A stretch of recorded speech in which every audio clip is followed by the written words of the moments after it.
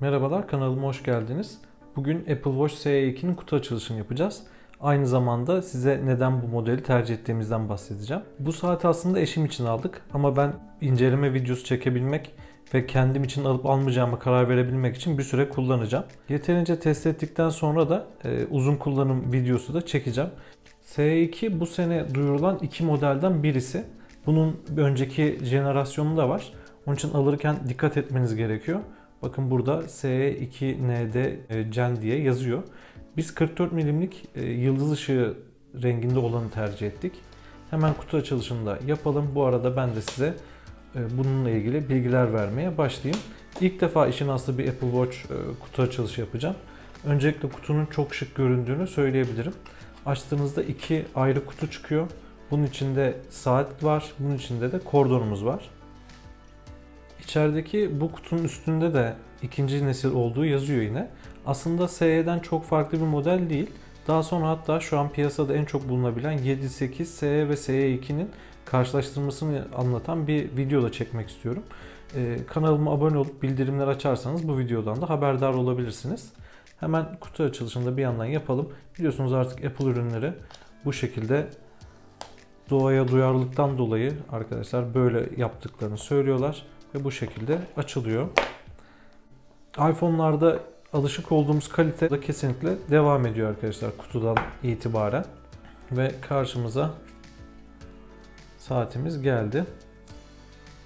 Saati önceki modellerde siyah plastik bir kapla gönderdiklerini de görmüştüm. Ama bunu nedense bu şekilde göndermişler. Burada yine kitapçıklarımız var her zamanki gibi. Ve burada da kablomuz var.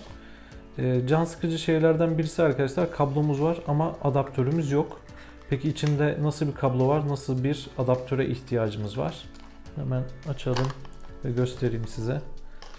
Gördüğünüz gibi arkadaşlar bu ucu Type-C olan bir kablo var. Yani 5 wattlık adaptörünüz varsa elinizde onunla uygun değil. Yeni nesil 20 wattlık adaptörle uygun. Diğer kutuya baktığımızda da bu seçimimize göre gelen kutu arkadaşlar. Biz yıldız ışığını seçtiğimiz için onunla ilgili kordon gelecek. Kordon 3 parça halinde çıkıyor. Şimdi siz de göreceksiniz. Buradaki şeye de çok anlam veremedim aslında Apple. Yani doğaya çok duyarlı olduğundan devamlı dem vuruyor. Ama fazladan bir parça daha kordon gönderiyor. Tam olarak neyi düşündüler, niye seçenek olarak en azından bunu sunmadılar ondan emin değilim. Çünkü bu çevre duyarlılığı yaklaşımıyla bu kordonu herkese bu şekilde göndermek çok fazla uymuyor diye düşünüyorum. Burada bağlantılarını nasıl yapacağımızı gösteren bir şey var. Ben de ilk kez bu bağlantıyı yapacağım. Bakalım gerçekten pratik mi? Tabii bizim açımızdan iki kordon gelmesi gerçekten avantajlı oldu. Ben şimdi uzun kordonu kullanacağım. Daha sonra eşim kısa kordonu takarak kullanacak. Belki daha sonra satış için de düşünülmüş olabilir. Satıldığında iki kordon da verilir. Hangi kordon uyuyorsa kişi onu kullanabilir. Evet, şurada yerine geldiği anda oturuyor direkt. Sizin hissetmenize gerek yok. Gerçekten takılışı çok pratikmiş arkadaşlar. Ve biz bu rengi çok beğenerek, severek aldık. Gerçekten de güzel göründüğünü söylemem lazım. Bu sene Apple tarafından tanıtılan iki tane model oldu arkadaşlar. Bunlardan birisi bu elimde gördüğünüz SE2, diğeri de Series 8. Bu ikisinin farklarından bahsedeceğim. Daha sonra zaten popüler modellerin hepsiyle farklarını içeren bir videoda çekeceğim. Öncelikle ilk fark arkadaşlar kasa boyutundan kaynaklanıyor. Bu elimde gördüğünüz SE2 modelinde 40 mm ve 44 mm'lik iki farklı seçenek mevcut. Bu elimde gördüğünüz 44 mm'lik. Şöyle baktığınızda boyutunu birazcık daha iyi anlayabilirsiniz. 8 ise 41 ve 45 mm boyutuyla karşımıza çıkıyor artık. Fiyatları da tabii ki büyük fark içeriyor. Series 8 9299 ve 9999 TL fiyatla geliyor. Kendi sitesindeki fiyatlardan bahsediyorum. S2 ise 5999 ve 6699 liradan başlayan fiyatlarla sunuluyor. Yani bu gördüğünüz modelin başlangıç fiyatı 6699 lira. Bu aşamada S2 ile 8'in arasındaki tek farkın kasa boyutu olmadığını da söylemem lazım. Görselde de gördüğünüz gibi kasa ekran oranı da arkadaşlar 8'de çok daha yüksek. SE2'de kenarlarda büyük bir kısım var. 8'de ise çok küçük bir kısım artık bırakılmış durumda. Kurulumu yapmadan önce bu ikisi karşılaştırmasından bahsedeceğim. Daha sonra kurulumu göstereceğim arkadaşlar. Sağlık konusunda da tabii belli kısıtlamalar var. Aradaki fiyat farkından da anlaşıldığı üzere fark var ikisinin arasında.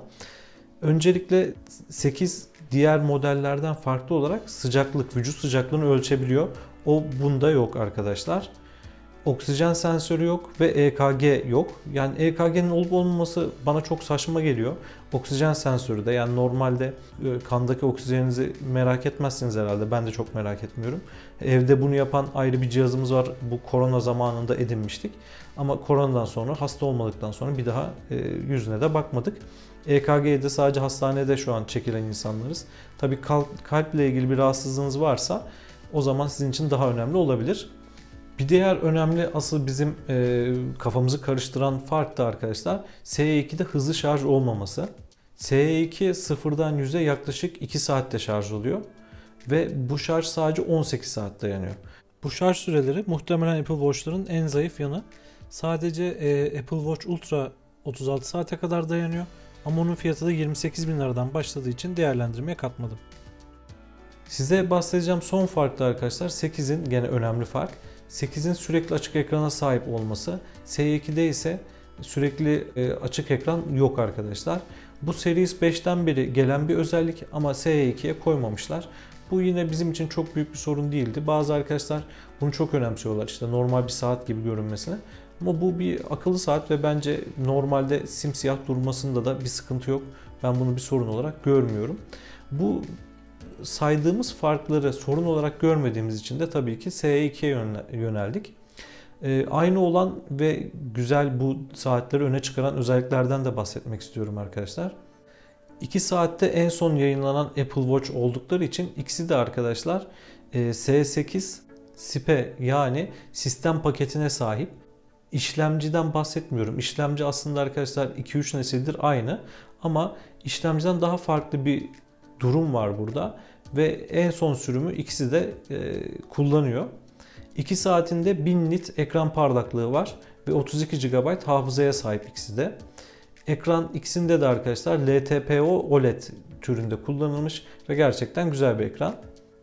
2 saatte sürekli olarak kalp atış hızınızı izleyebiliyor ve bir düzensizlik varsa size uyarıda bulunabiliyor.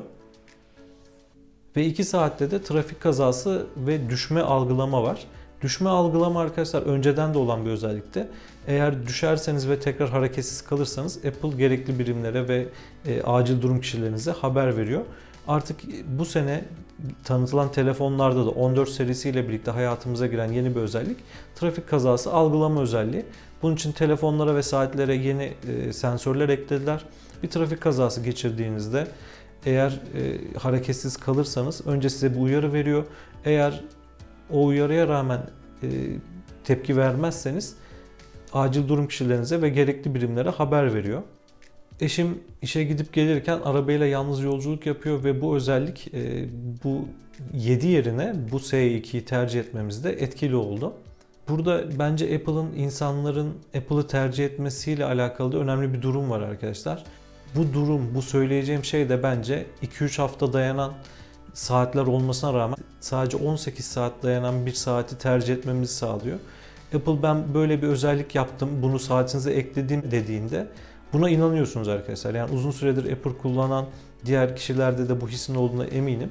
Söylediği özellikler hani laf olsun diye ya bu da var bu da var gibi bir değil de gerçekten böyle bir şey başımıza geldiğinde bu durumun sorunsuz şekilde çalışacağına inanıyoruz.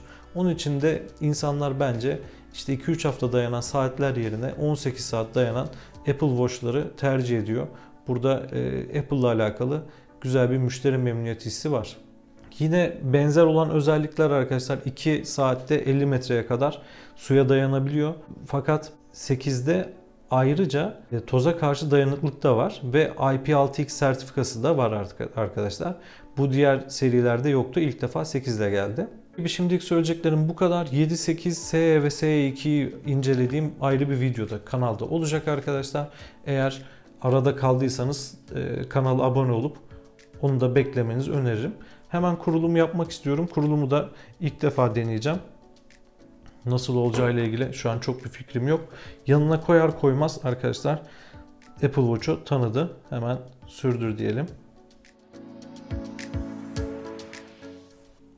Burada geri yükleniyor diye bir uyarı var ama tam olarak neyden bahsettiğinden emin değilim. Ne geri yükleniyor? Apple Watch'u ayarlayın diyor.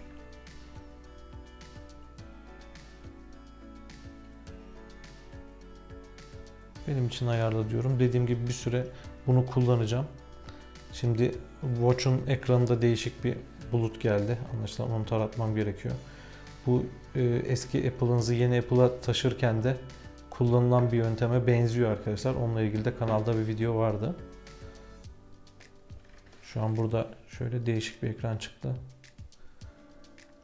Bu ekranda da çözünürlüğün aslında ne kadar iyi olduğunu, ne kadar yeterli olduğunu bir şekilde vurgulamışlar. Sanki bu bir ekran değil de bir kağıda bakıyormuşsunuz gibi hissettiriyor arkadaşlar. Gerçekten başarılı. Apple Watch eşlendi diyor. Ayarla diyerek diğer ekrana geçiyorum. Hangi bileğimize takacağımızı soruyor arkadaşlar. Solu seçiyorum ben.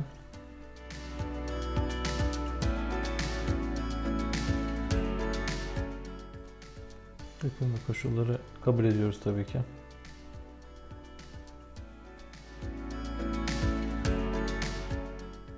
Burada biraz fazlasıyla oyalanıyor nedense.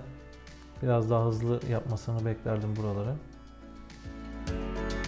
Bir parola ekleyebiliyoruz ama şu an parola eklemek istemiyorum. Zaten dediğim gibi geçici süreliğine kullanacağım. Metin büyüklüğünü ayarlayabiliyormuşuz. Şu an iyi görünüyor arkadaşlar. Şöyle ne kadar büyük olduğunu en azından görelim ve ne kadar küçük olduğunu da görelim. Küçük de tercih edilebilir. Ama bu da gayet hoş görünüyor. Sürdür diyelim. Peki. Fitness ve sağlıktan bazı bilgileri getirmiş. Bunlarla devam ediyorum.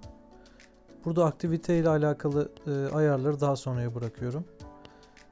Burada arkadaşlar GPS açıyorum sanırım. GPS ile yol takibi yapma var. Onu etkinleştiriyorum. Burada da hangi durumlarda bana bildirim göndereceğini seçiyorum. Tüm durumları kabul ediyorum.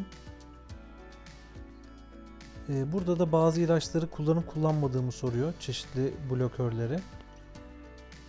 Şu an piyasada arkadaşlar SE ve SE2'yi net şekilde ayırmıyor bazı siteler.